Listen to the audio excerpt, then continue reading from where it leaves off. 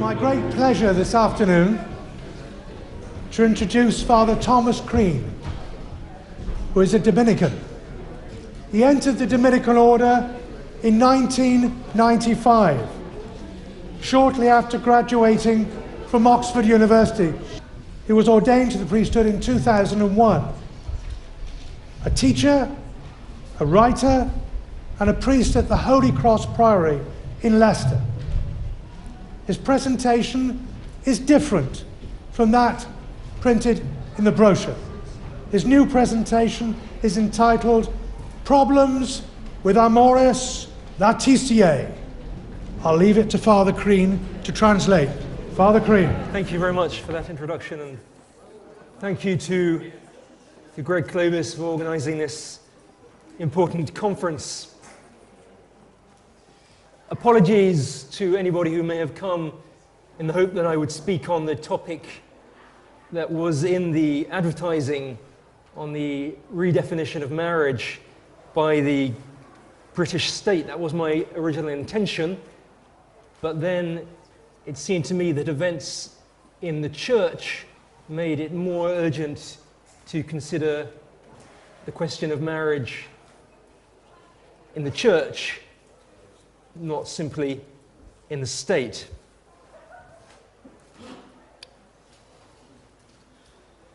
So 1 month ago, Pope Francis published a document called Amoris Laetitia, which means the joy of love. It's what's called an apostolic exhortation, and its subject, as you may know, is marriage and the family. It's a document that's been produced at the end of a 2 or 3 year process involving 2 synods of bishops from across the world. I believe this document is likely to be harmful to souls. Now, before I express my reasons for this serious statement, I think I ought first to consider whether I, as a Catholic, have the right to make such a statement in public about a document coming from the Supreme Pontiff. Fortunately, there is a place where the rights of Catholics are set out with the greatest authority, and this place is the Code of Canon Law. Canon 212, Section 3 states the following: Christ's faithful have the right, indeed at times the duty, in keeping with their knowledge, competence and position, to manifest to the sacred pastors their views on matters which concern the good of the Church. They have the right also to make their views known to others of Christ's faithful. But in doing so, they must always respect the integrity of faith and morals, show due reverence to the pastors, and take into account both the common good and the dignity of individuals. That's the Code of Canon Law. In my talk this afternoon, I shall be attempting to exercise this right which the Church's law assures to me. The matter before us is certainly one that concerns the good of the Church, since the Church exists for the salvation of souls, and it is the salvation of souls which I fear is jeopardized by Amoris Laetitia. Having studied the document and followed the events that led up to its publication, I trust that I do possess the knowledge and competence necessary for speaking about it. My position is that of a priest who has to do with the care of souls and who has been awarded a doctorate in theology by the Church. I certainly believe that I shall be respecting the integrity of faith and morals, since it is in order to help preserve that very integrity that I want to speak on this subject. And I hope that I shall be showing due reverence to the pastors and taking into account both the common good and the dignity of individuals.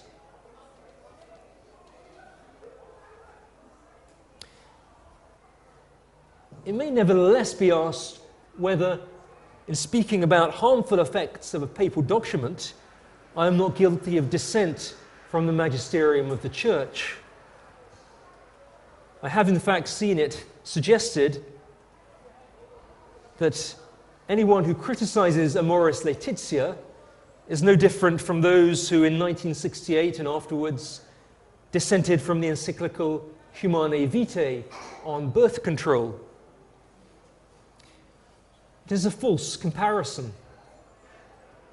When a pope articulates a doctrine concerning faith and morals in a clear and precise manner and says that it must be accepted by all the faithful, as Pope Paul VI did in Humanae Vitae, when he taught the unlawfulness of every form of contraception, then a Catholic must accept this teaching as true, under pain of sin. When, however, a pope employs a confusing and ambiguous way of speaking, using language that could perhaps by a great effort be given an orthodox sense, but the natural and likely effect of which is, both by what is said and what is left unsaid, to undermine doctrine and imperil souls, then no Catholic is obliged to say that that Pope has spoken well. Bishop Athanasius Schneider of Kazakhstan, in his official commentary on Amoris Laetitia, has explained this in the following words.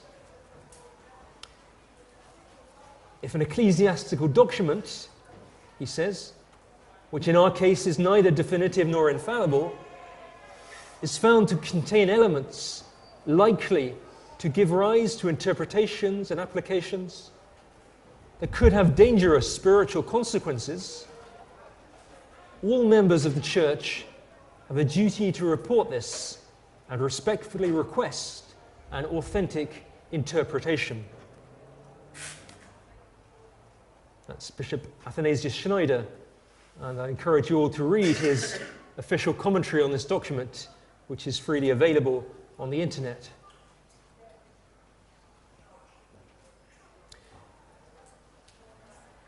This being premised, let's turn to the document itself. I don't have time this afternoon to consider all the dangers that could be seen in it. I wish to concentrate on what I understand to be two principal dangers. These are that it can give encouragement to people to remain in a state of mortal sin, and that it can foster the misuse or profanation of the sacraments, especially those of penance and the Holy Eucharist. And from this point of view, the fact that this document contains also some beautiful and orthodox words is, I submit, largely irrelevant. One can surely take for granted that any 260-page document on marriage and the family published by a pope will contain some such passages. What matters are the passages in which Catholic doctrine is unfortunately undermined.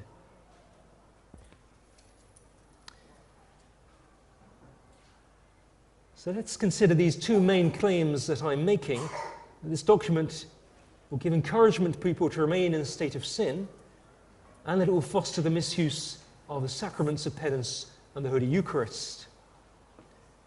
These two things overlap, of course, but distinguishing them will give some structure to my talk this afternoon. First, then, the question of remaining in a state of sin. Every human being is either in a state of grace or in a state of mortal sin. As theologians say, every human being is either justified or unjustified. Now, it is supremely important for us to enter into and remain in a state of grace, as that is the only way in which we can enjoy eternal beatitude after death. A person who dies in a state of grace is assured of salvation. One who dies in a state of sin must remain separated from God forever. For this reason, ever since the time of the apostles, the church has warned us that there are certain kinds of action that by their very nature place a person in a state of sin, provided he commits them voluntarily and not by accident or when deprived of the use of reason. Such actions are called intrinsically evil actions. St. John Paul II, in his encyclical Veritatis Splendor, insisted on this point. He wrote as follows: "There are objects of the human act which are by their very nature incapable of being ordered to God, because they radically contradict the good of the person made in his image. These are the acts which in the Church's moral tradition have been termed intrinsically evil." In other words, they are such on account of their very object, and quite apart from the further intentions of the one acting and the circumstances in which he acts. John Paul II went on, "In teaching the existence of intrinsically evil acts, the Church accepts the teaching of sacred Scripture. The Apostle Paul emphatically states, 'Do not be deceived. Neither the immoral, nor idolaters, nor adulterers, nor sexual perverts, nor thieves, nor the greedy, nor drunkards, nor revilers, nor robbers will inherit the kingdom of God.' 1 Corinthians 6. Now, the existence of such intrinsically evil acts naturally gives rise to universally binding commandments. If something such as idolatry or adultery is intrinsically evil, then the commandment against doing it can never be broken, whatever the circumstances. And so, in the conclusion of his encyclical, John Paul II restated this teaching with great emphasis. He says, "Each of us knows how important it is the teaching which represents the central theme of this encyclical and which is today being restated with the authority of the successor of Peter. Each of us can see the seriousness of what is involved, not only for individuals, but also for the whole of society, with the reaffirmation of the universality and immutability of the moral commandments, especially those which prohibit always and without exception intrinsically evil acts."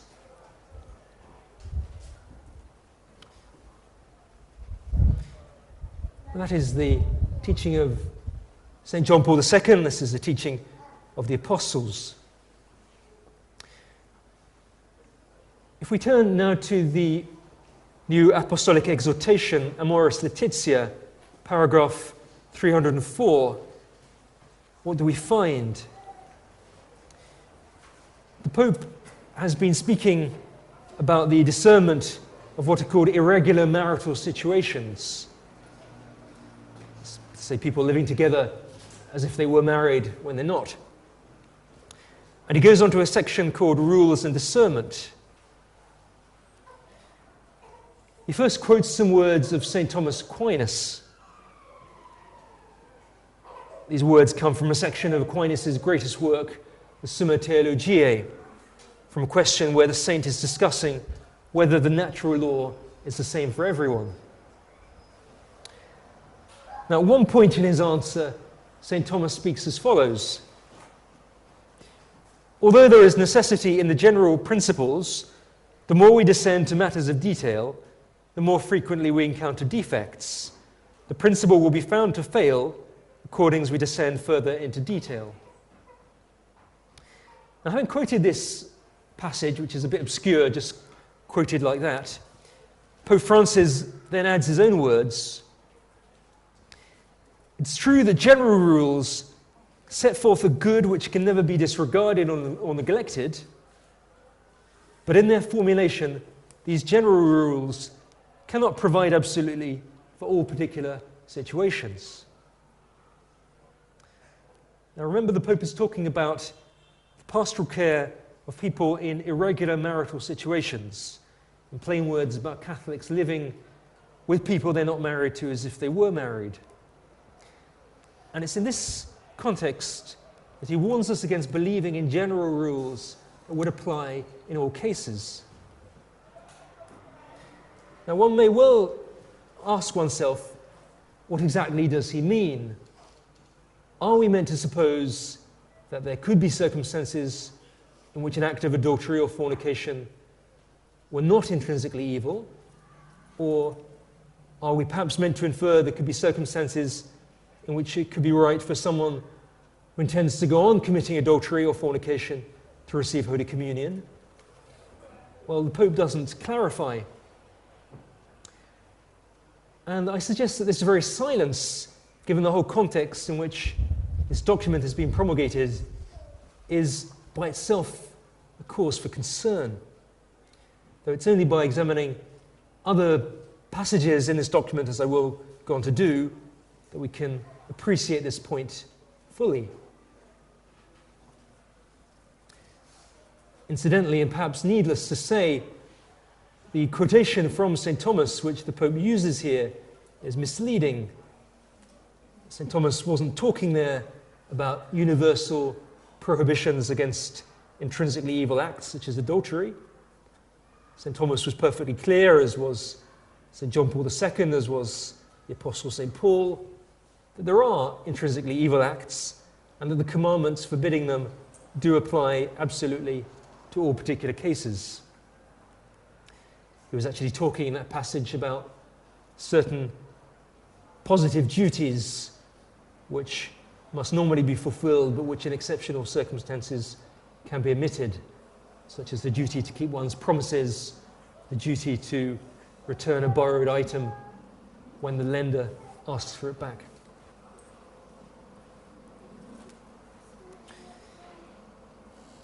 Let's go on to another passage from Amoris Laetitia, paragraph 301.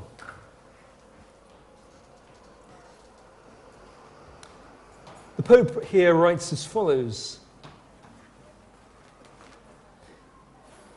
"It can no longer simply be said," he writes, "that all those in any irregular situation are living in a state of mortal sin and are deprived of sanctifying grace. A subject," he's a person, he says, "a subject may know full well the rule, yet have great difficulty in understanding its inherent values, or be in a concrete situation which does not allow him or her to act differently and decide otherwise without further sin." Let's try to unpack this. Now, first of all, it's quite true that there can be situations in which a Catholic could be in an irregular marital situation and still be in a state of grace. There are cases of invincible ignorance. Let's imagine that a Catholic has gone through a church wedding with a woman whom he believed to be unmarried, but who was secretly already married to somebody else. Well, in that case, obviously, his marriage is going to be invalid. And after the wedding, he's going to be living with a woman who's not really his wife, and yet being inculpably ignorant of the fact, he may indeed be in a state of grace. Or again, let's suppose that the Catholic is genuinely ignorant of the fact that the law of the Church requires him to marry with the blessing of the Church. Let's suppose that he genuinely thinks that a wedding in a registry office will suffice for him to have a valid marriage, as indeed it does suffice for non-Catholics. In that case, he could once more be in an irregular marital situation, unmarried in the eyes of God, and yet still be in a state of grace.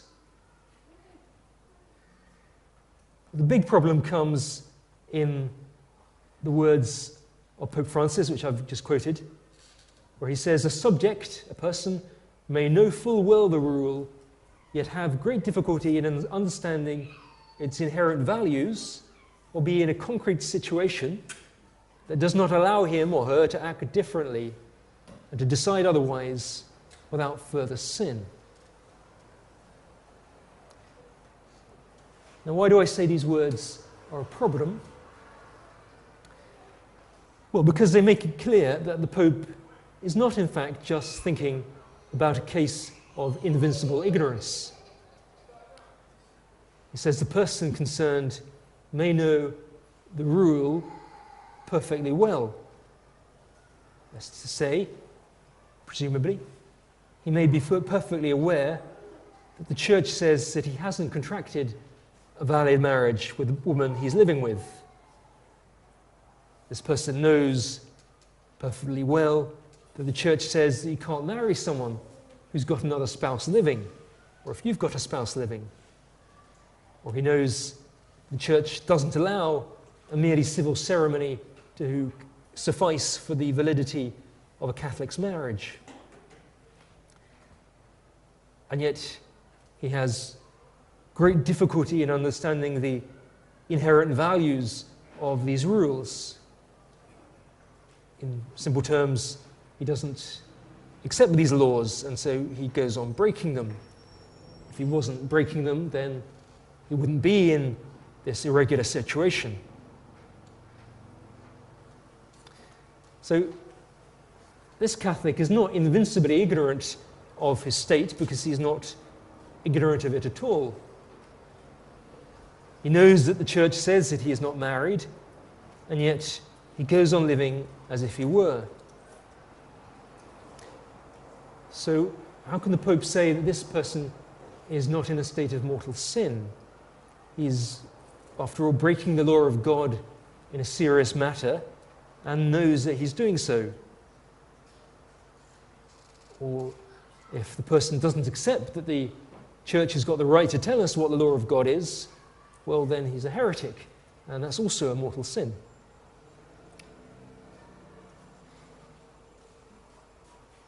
And then notice the last part of this extract.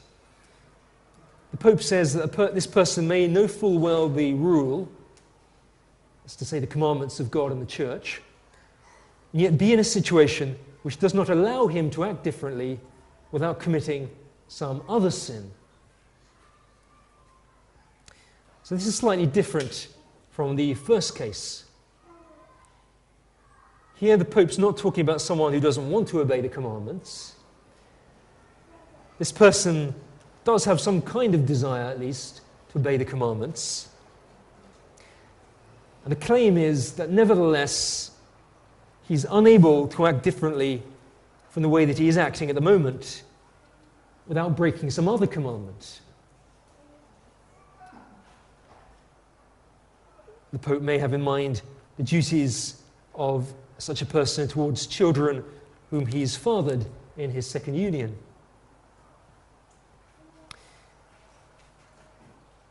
In other words, this person knows that he's living with a woman who is not his wife, as if she were his wife, and he knows that God commands people not to do this, and yet the Pope says that in some cases it may be impossible for the person to stop doing this without breaking some other commandment, and so he can be in a state of grace, presumably on the grounds that at least he's choosing to obey one commandment of God.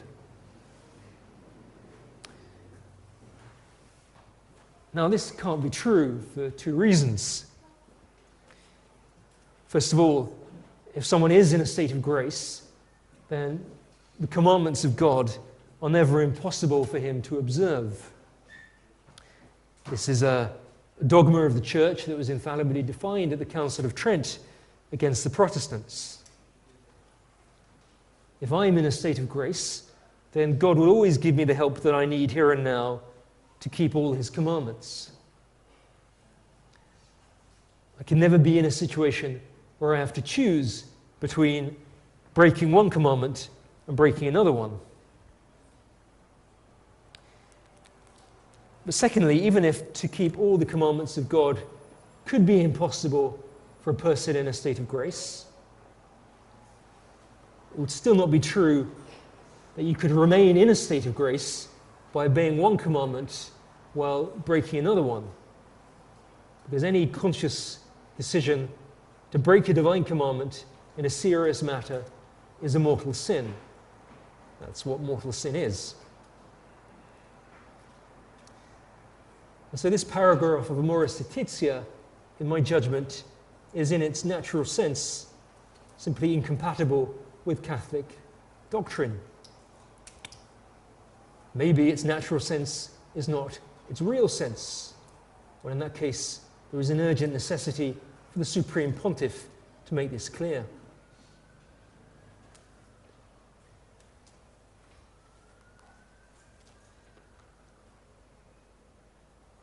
Now, at this point, it may be objected that I'm failing to interpret the words of Pope Francis in a proper manner. Because it's a general principle in reading magisterial documents that anything unclear or ambiguous has to be interpreted, if possible, in the light of clear magisterial statements made elsewhere. But in Familiaris Consortio, which was an apostolic exhortation from 1981, St. John Paul II mentioned a case in which two people who have entered an invalid union could continue living together, namely if they make an undertaking to live in perpetual continence, as brother and sister, as the saying goes. And so John Paul II wrote in Familiaris Consortio, paragraph 84, when for serious reasons, such as, for example, the children's upbringing, a man and a woman cannot satisfy the obligation to separate, they must take on themselves the duty to live in complete continence, that is, by abstinence from the acts proper to married couples.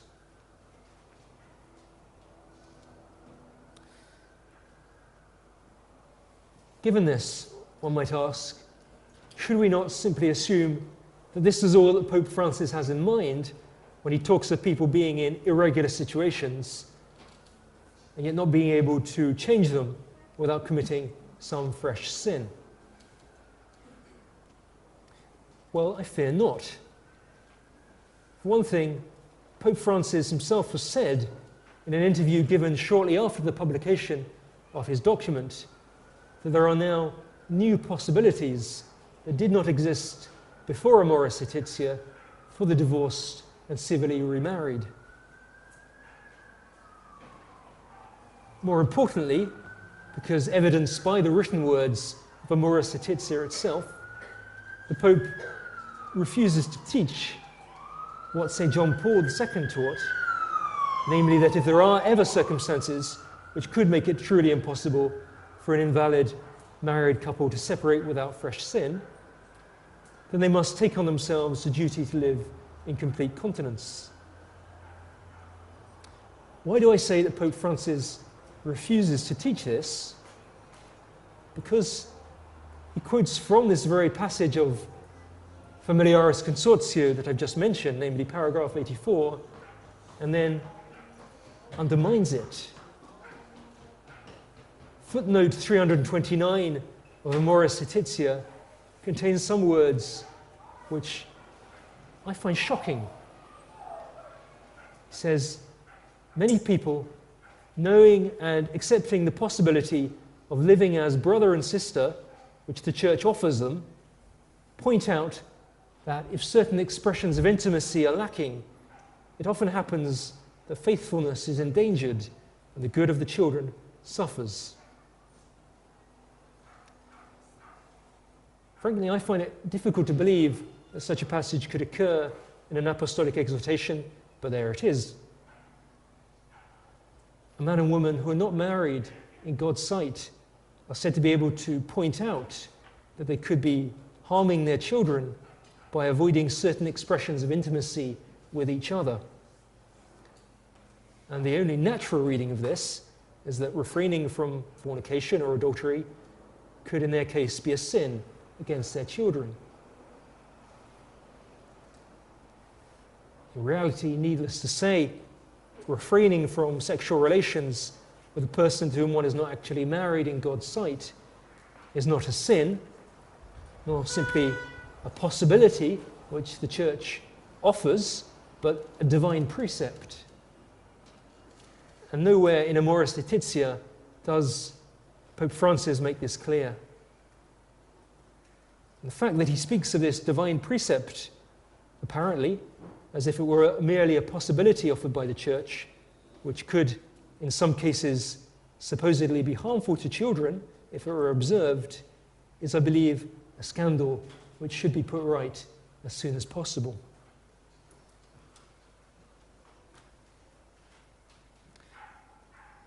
Now let's move on to the other related point, which is the reception of the sacraments of penance and Holy Communion.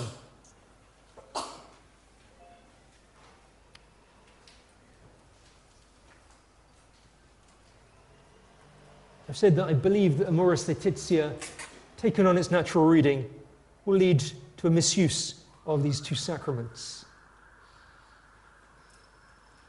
Now, how do I justify this very serious statement?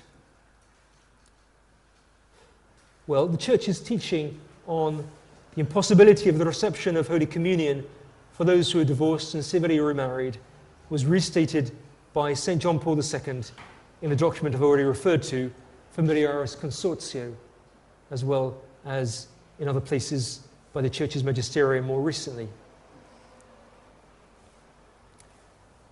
John Paul II wrote, "The Church reaffirms her practice, which is based upon sacred scripture, of not admitting to Eucharistic communion divorced persons who have remarried. They are unable to be admitted thereto from the fact that their state and condition of life objectively contradict that union of love between Christ and the Church, which is signified and effected by the Eucharist. Besides this," he goes on, "there is another special pastoral reason. If these people were admitted to the Eucharist, the faithful would be led into error and confusion regarding the Church's teaching about the indissolubility of marriage." It's Familiaris Consortio, section 84.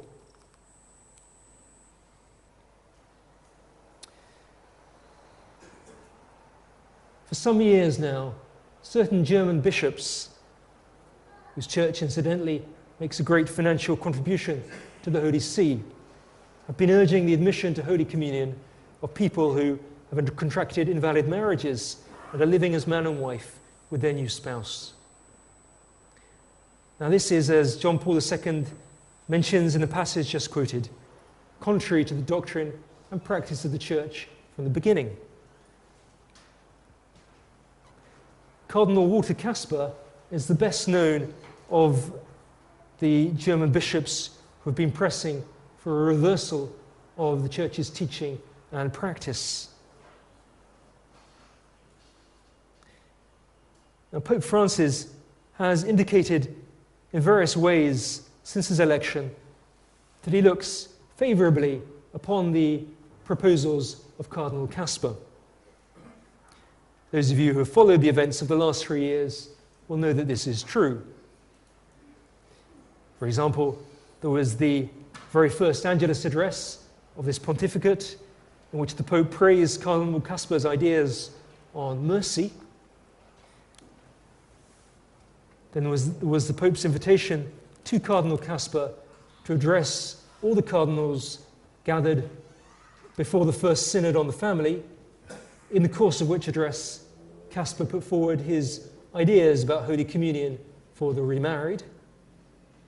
And afterwards, the Pope praised Cardinal Kasper for his deep and serene theology. And so, since the close of the Second Synod, with its ambiguous post-synodal report, the Church has been waiting to see whether the Pope would repeat the bimillennial teaching repeated in our days by St. John Paul II and by the Catechism of the Catholic Church and by Pope Benedict XVI, that people who are living as man and wife in invalid marriages may not receive Holy Communion, but must first repent of their state and change it. This teaching of the Church is nowhere stated in the 261 pages of Amoris Laetitia. I suggest that this fact justifies us in considering this document as one of the most deplorable ones promulgated by a pope. Bishop Athanasius Schneider has referred to this teaching on the impossibility of Holy Communion for those in invalid unions as the homoousios of our day. Homoousios is a Greek word which is normally translated into English as consubstantial. It's the word that the Great Council of Nicaea used in drawing up the creed that's said every Sunday at every Catholic Mass. This creed states that God the Son is homoousios with God the Father. That is, he is consubstantial with the Father, has one and the same Godhead with him, is therefore truly God. Now, during the great erring crisis of the 4th century, this word homoousios was the touchstone of orthodoxy. Numerous unorthodox synods that met in those days were willing to use every honorific term you might imagine about God the Son, but not this word homoousios. These synods in the 4th century drew up long creeds intended to replace the true creed of Nicaea. They drew up creeds in which God the Son was praised with an accumulation of epithets, creeds which contained no actual error in the faith. And yet the faithful would not accept them because they did not contain this word homoousios, or consubstantial. The faithful in those days realized that by this omission, these creeds would undermine the dogma of the divinity of God the Son.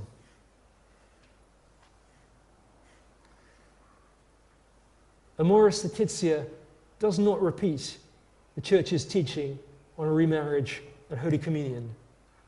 And so given the context in which it has been published, it can surely, alas, only serve to undermine this teaching. And yet we are dealing not simply with an omission, but also with two statements that it contains. And these are two statements contained in two footnotes.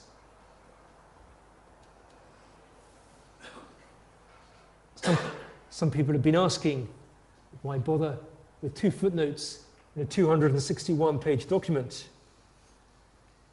The answer, of course, is because that's where the important things have been put. If the Pope hadn't put them in the footnotes, well, we wouldn't be worrying about them. The first footnote concerns section 300. Talking about divorced people and in an invalid second marriage, the Pope writes in section 300, the consequences or effects of a rule need not necessarily always be the same. Very true.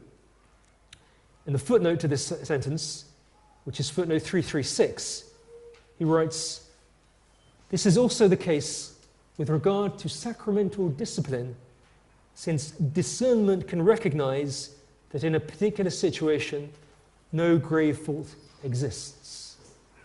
Remember, he's talking about people in an invalid union. Now, it's not quite stated in black and white. Perhaps the CDF prevented that when they revised this document before its publication.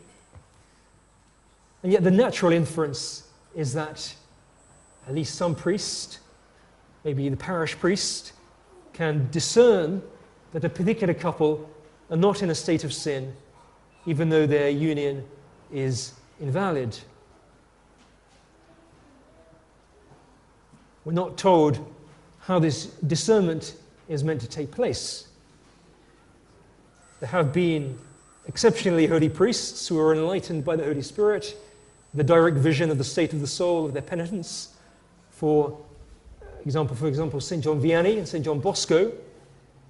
But needless to say, such cases are extremely rare. And as far as I know, neither of those saints ever received a vision that led him to absolve people in an illicit sexual union. The natural meaning of this footnote is, of course, that by a private conversation with one or both of the spouses, perhaps involving the sacrament of confession, priests are meant to decide whether the penitent who is living in an illicit union is only committing a venial sin because of some mitigating factors, and therefore may be absolved and go on to receive absolution and Holy Communion. This is impossible, first of all, because it's against the teaching of the Church, as quoted above from St. John Paul. Secondly, because, well, how can a Catholic who's stood before God's altar and solemnly promised to be faithful to another person unto death not be aware that he is doing something wrong if he goes on to have sexual relations with another person during the lifetime of his spouse? And thirdly, because even if he could be ignorant of this fact, the duty of a priest in confession is to teach people the law of God and not to hush it up. Therefore, absolving people in the state would be a profanation of the sacrament and would lead to a profanation of the Holy Eucharist.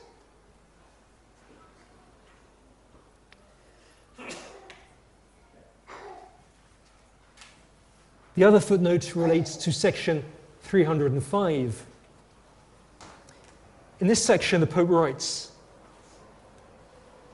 "Because of forms of conditioning and mitigating factors, it is possible that in an objective situation of sin, which may not be subjectively culpable or fully such, a person can be living in God's grace, can be living in God's grace and love, and can also grow in the life of grace and charity while receiving the Church's help to this end." Here he adds footnote 351, "In certain cases, this can include the help of the sacraments." Remember, he's talking about irregular, invalid unions. And once again, it's not quite stated in black and white, but the natural inference from this, considering its context in the document and the context of the document itself in the recent history of the Church, is that the Pope wishes us to believe that in certain cases, those who are living as man and wife in illicit unions can be given absolution and told that they can receive Holy Communion. And this is the position which St. John Paul II and the Congregation, the doctrine of the faith, have described as being contrary to the doctrine of the Church. Incidentally, Pope Francis was asked directly about this footnote 351 in a recent interview when he was on board a plane returning from Greece, and he said that he could not remember it. Now, am I motivated by some kind of animus against the Supreme Pontiff in saying that the natural interpretation of this document is that absolution and Holy Communion may be given to people living in illicit unions who do not intend to change their state? I do not think so. Because this is how this document is already, from the day of its publication, being interpreted by the Pope's closest allies, if you want to use that word, and collaborators. Cardinal Walter Kasper's comment on Amoris Laetitia is that it changes everything. Speaking to an English newspaper called The Tablet, Kasper said, "It seems clear to me, as to many other observers, that there can be situations of divorced and remarried where, on the way of inclusion, absolution and communion become possible." The German cardinal says that this would happen not as a general law or as a general permission, but according to a spiritual and pastoral discernment, judging case by case. I think we all know what that means. Father Antonio Spadaro, the Jesuit editor of La Civiltà Cattolica, and known to be a close advisor of the Pope, wrote an editorial immediately after the publication of Amoris Laetitia, in which he stated that there will now be no limits on integration for the divorced and remarried as there were in the past. Sandro Magister, a highly respected Italian journalist, tells us that Father Spadaro gave the Pope this editorial to read before it was published. Cardinal Schönborn, whose presentation of Amoris Laetitia has been recommended by the Pope himself as the best guide to its meaning, was unwilling in that very presentation to restate the Church's teaching on the administration of the sacraments to those invalid unions.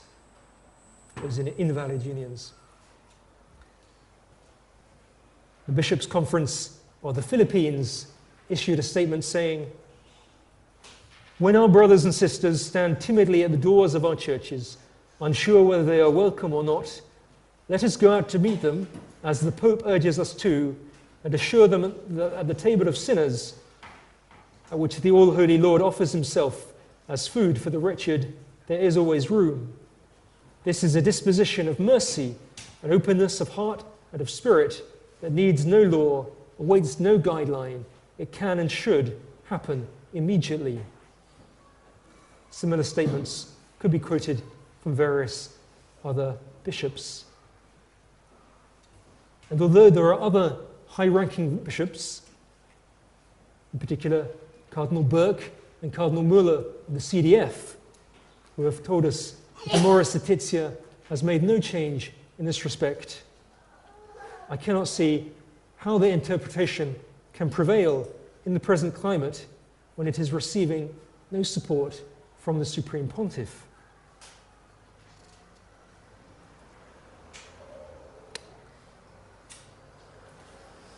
In this present, shall we call it, ecclesial emergency, what is our duty?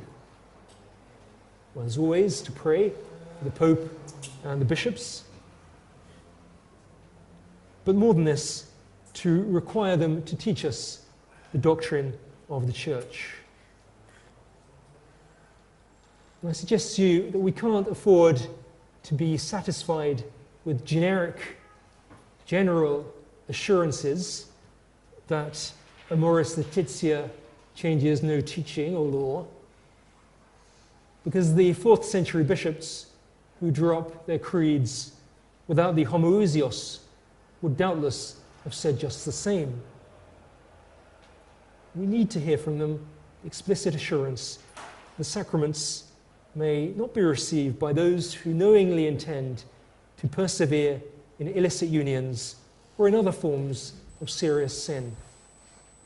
And we priests must not allow ourselves to be pressurized, no matter by whom, into giving absolution and permission to receive Holy Communion for those whose situation currently makes them unable to receive. I want to close with some powerful words spoken by a 16th century Dominican theologian, Melchior Cano, words that were recently recalled by Bishop Athanasius Schneider. Peter does not need our lies or our flattery. Those who close their eyes to the facts and indiscriminately defend every decision of the Supreme Pontiff are those who do most to undermine the authority of the Holy See. Thank you.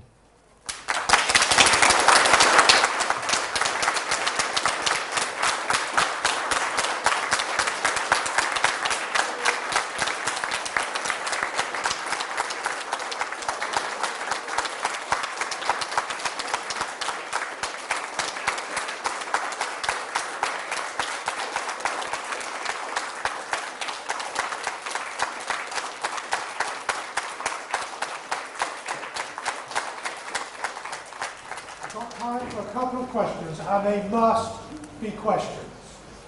Make sure that we all finish on time and go home.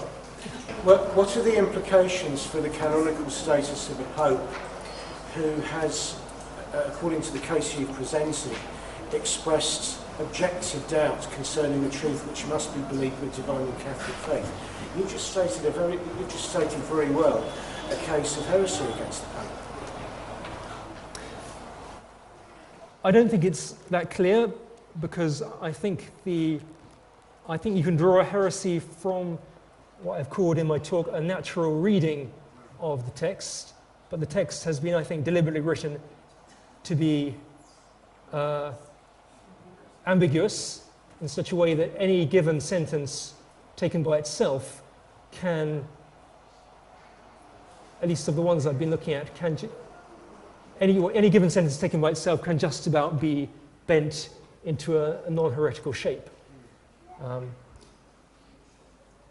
If, to take a more abstract point, if a supreme pontiff was, in a more clear way, maintaining a clear heresy, then theologians down the years have discussed what would be the canonical implications for that. Certainly there's no justification for the sedevacantis thesis that some private individual could make a conclusion that the Pope had forfeited his office, be for some kind of public authority such as an ecumenical council or the College of Cardinals to act in those circumstances. I think in our case we've got not that case of clear heresy, but a case of ambiguous language which favours heresy in its natural reading. That would be my honest answer. Another question, please. Lady there, please. If he's against contraception and abortion, as we presume him to be, yes, why does he not speak more explicitly about natural family? Well, I don't know the Pope personally, obviously, and I can't really speculate on his intention. My impression is that he wants to avoid what is called the culture war. So the favourable interpretation, we must always interpret people's actions favourably when we're making speculative judgments about them, is that he thinks by avoiding confrontation with an anti-Catholic world, he makes the task of evangelization easier. That's my impression. Another question, please. Gentleman there, behind the camera. I don't have a question. I just want to salute you for your bravery in speaking the truth, Father. Thank you very much.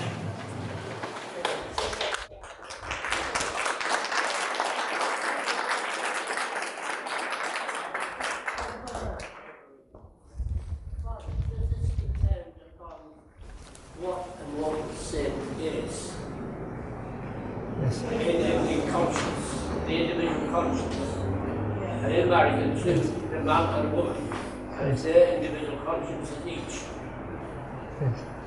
And the Pope is looking at tightrope between different possibilities, and it's a very, very difficult one. So it's the individual conscience, the serious matter, the knowledge of the serious matter, and the full consent of the will. And if it's a little bit dodgy, it's no matter of sin, is it? Well, you're quite right. Those are the conditions. Those are the conditions for a mortal sin. Now, knowledge that something is God's law, which is what we're talking about here, because we're talking about people who know that they are living with someone who is not their wife in God's sight, according to the teaching of the Church. So we're presuming they're Catholics who accept the teaching of the Church. If they refuse the teaching of the Church, that's a different problem. That means they're committing mortal sin of heresy. But if they accept the teaching of the Church, then they know what they're doing. And if they don't know the teaching of the Church, then it's the priest's job in confession to tell them the teaching of the Church. Yes, I think so. The question is, granted that these things I'm talking about, adultery and so on, are objective sins, are they always subjective sins? Well, as I said in my talk, I find it difficult to believe that a Catholic can stand in front of the altar and make his vows to his spouse to be faithful to death, and then start having relations with another woman and not know that he is doing something seriously wrong. And it is also the priest's duty in confession, if he realizes that this is the state of his penitent, to explain that it is seriously wrong. So even if per impossibile, the person could be innocent in their adultery, or at least not mortally guilty of it, the priest wouldn't have the right to say, go ahead, receive Holy Communion. He would need to enlighten their conscience, and that would mean telling them that they're not in a position in their present state to receive Holy Communion. No. We'll have one last question from the lady there, and that will be the last question, and then we'll have a look. Under the pontificate of Paul VI, I went to a seminar run by Monsignor Vincent Nichols in Holland, and this question came up, and he said there are occasions when an annulment could have been obtained if, for various reasons, wasn't, because the witnesses weren't available. And he told the priests then that they could go ahead and give people communion if there was such a situation. And the relief on these priests was absolutely palpable. And I was going to say that if there is a situation where there could be an annulment and the priest can discern it, that's the sort of situation I think Francis was talking about, isn't it? You may have had such situations in mind, but the Church's law doesn't give individual priests the right to act as marriage tribunals in confessional. Marriage is a public fact. It can't be quashed by a priest on his own authority. There has to be a public trial of the validity of the marriage. This is the law of the Church. The normal procedures have to be followed. And obviously, anything else would just be a recipe for disaster. It would just lead to annulment on demand.